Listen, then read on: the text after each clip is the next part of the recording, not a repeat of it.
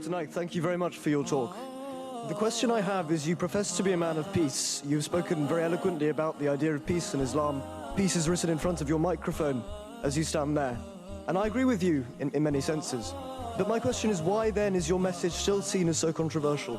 Why are there figures within the Islamic world, why are there fellow Islamic clerics who see your message and still believe that you are wrong? Why, you've claimed that the Home Secretary has banned you from this country because of a sort of media conspiracy. But why is there a broader sense of discontent with your message? The brother asked a very good question, that why, if I'm a man of peace and I speak about peace, some people are against me, some Muslims, some non-Muslims, the Home Secretary. Brother, you have to understand that any person who's popular, there are bound to be people who are against him, irrespective whether the popular person is doing good work or bad work. And the best example I can give you, that today, according to Michael H. Hart, he wrote a book saying the 100 most influential people in the world history. Though he's a Christian, he put number 1 most influential human being as Prophet Muhammad, peace be upon him. Today, do you know, though Muslims consider him to be the most important and the most influential person in history, there are many non-Muslims who think the same.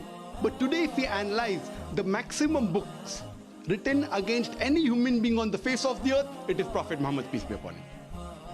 The second person he named in his list was Isaac Newton, but because he's not a common man for common human being, he's a scientist. The third person on his list was Jesus Christ, peace be upon him. If we analyze today, the second person in human history who has maximum books written against him, it is Jesus Christ, peace be upon him. Based on this argument, do we have to agree that Prophet Muhammad, peace be upon him, and Prophet Jesus, peace be upon him, they were not good? What we have to realize, when a person gets popular, there are bound to be people against him. And according to the Home Department of UK, when I had come in the year 2009, I was informed by reliable sources that according to the Home Department of UK, the most popular Islamic satellite channel in the world is Peace TV, and the most watched Islamic satellite channel in UK is also Peace TV. Not only is it watched by Muslims, but even watched by non-Muslims. The same report said that the most popular Islamic speaker in the world is Dr. Zakir Naik, and the most popular Islamic speaker in UK is also Dr. Naik. That's the reason the Home Department was requesting me that can I reach out to those Muslims which the UK government cannot. But now, because of the change of government, what I feel, it was more of a political move rather than a legal move.